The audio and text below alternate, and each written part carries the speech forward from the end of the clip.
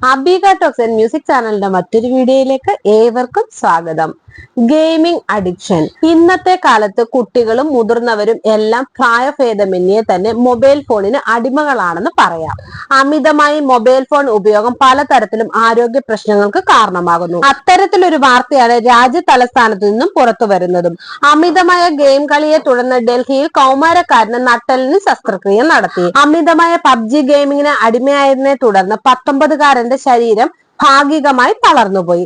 കൂടാതെ നട്ടെല്ലിന് ശസ്ത്രക്രിയ നടത്തേണ്ടതായും വന്നു. തുടർച്ചയായി 12 മണിക്കൂറിലധിക നേരമാണ് കുട്ടി മൊബൈൽ ഫോണിന് ചെലവഴിച്ചത്. കാലക്രമേണ നട്ടെല്ല് വളയുകയും മൂത്രസഞ്ചിക്ക് മേലുള്ള നിയന്ത്രണം നഷ്ടമാകാൻ തുടങ്ങുകയും ചെയ്തു. ഇത് സുഷ്മനാ നാഡി സമ്മർദ്ദത്തിലാണെന്നതിന്റെ സൂചനയായിരുന്നു. ഏകദേശം 1 വർഷത്തിനുള്ളിൽ രോഗനിർണയം നടത്താത്ത സ്പൈനൽ ട്യൂബർകുലോസിസ് കാരണം അദ്ദേഹത്തിന്റെ അവസ്ഥ നിശബ്ദമായി വഷളായി. ആശുപത്രിയിൽ എത്തിയപ്പോഴേക്കും കുട്ടിക്ക് നടക്കാനോ മൂത്രമൊഴിക്കാനോ പോലും ബുദ്ധിമുട്ടായിരുന്നു. ഇന്ത്യൻ സ്പൈനൽ ഇഞ്ചുറി സെന്ററിലെ ഡോക്ടർമാർ അദ്ദേഹത്തിന്റെ നട്ടെല്ലിൽ ഗുരുതരമായ ഒരു വൈകല്യം കണ്ടെത്തി. കൈഫോസ്കോളിയോസിസ് എന്ന അപകടകരമായ അവസ്ഥ മുന്നോട്ടും വശങ്ങളിലേക്കും വളയുന്നത് ഇതിൽ ഉൾപ്പെടുന്നു. അദ്ദേഹത്തിന്റെ 2 നട്ടെല്ലസ്ഥികളെ D11ഉം D12ഉം ബാധിച്ചിട്ടുണ്ടെന്നും കണ്ടെത്തി. ഇത് പഴുപ്പ് രൂപപ്പെടുന്നതിനും സുഷ്മനാ നാഡിയിൽ സമ്മർദ്ദം ചെലുത്തുന്നതിനും കാരണമായി. പ്രശ്നം പരിഹരിക്കാൻ മെഡിക്കൽ സംഘം സ്പൈനൽ നാവിഗേഷൻ സാങ്കേതിക വിദ്യ ഉപയോഗിച്ച് GPS ഒരു കാറിനെ എങ്ങനെ നയിക്കുന്നുവോ അതുപോലെ ഉയർന്ന കൃത്യതയോടെ സ്ക്രൂകൾ സ്ഥാപിക്കാനും നട്ടെല്ല് വിന്യസിക്കാനും ശസ്ത്രക്രിയാ വിദഗ്ധരെ സഹായിക്കുന്ന ഒരു ആധുനിക സാങ്കേതിക വിദ്യയാണ് ഇത്.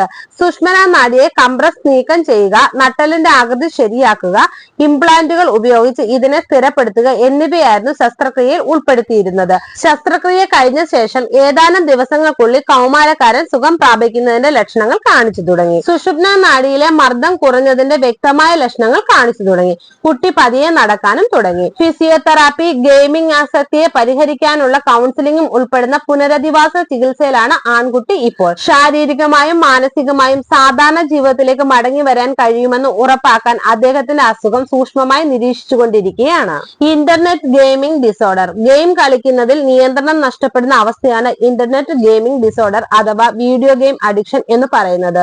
ഇത് വ്യക്തിപരവും സമൂഹവും വിദ്യാഭ്യാസപരവും തൊഴിൽപരവുമായ ദിവസേനയുള്ള ഉത്തരവാദിത്തങ്ങളെയെല്ലാം ദോഷകരമായി ബാധിക്കുന്നു.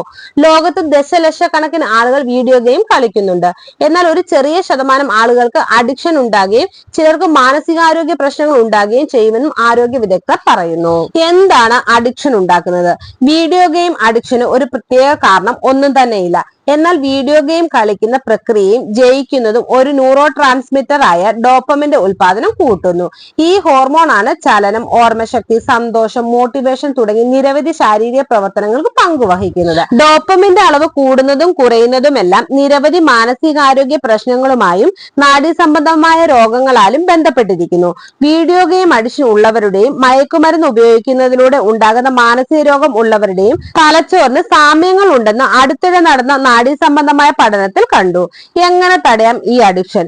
ഇന്റർനെറ്റ് ഗെയിമിംഗ് ഡിസോർഡറുമായി ബന്ധപ്പെട്ട മാനസിക പ്രശ്നങ്ങളായ ഗെയിമിനോടുള്ള ആവേശം, സ്വയം നിയന്ത്രണമില്ലായ്മ, ഉത്കണ്ഠ ഇവയെല്ലാം കൗൺസിലിംഗിലൂടെ ചികിത്സിച്ച് ഭേദമാക്കാനും കുട്ടികളെയും ചെറുപ്പക്കാരെയും ഗെയിമിംഗ് ഡിസോർഡറിനെ കുറിച്ചും അതിന്റെ അപകടങ്ങളെ കുറിച്ചും ബോധവാന്മാരാക്കേണ്ടതും കുട്ടികളെ കൗൺസിലിംഗ് ചെയ്യേണ്ടതും വളരെ പ്രധാനപ്പെട്ട ഒരു കാര്യമാണ്. ഈ വീഡിയോ പൊതുജനങ്ങൾക്കായി ഷെയർ ചെയ്യുക. നിങ്ങൾക്ക് ഈ വീഡിയോ ഇഷ്ടമായാൽ ലൈക്ക് ചെയ്യുക, ഷെയർ ചെയ്യുക, എന്റെ ചാനൽ സബ്സ്ക്രൈബ് ചെയ്യുക. മറ്റൊരു വീഡിയോയുമായി വീണ്ടും കാണാം. ബൈ. Thank you.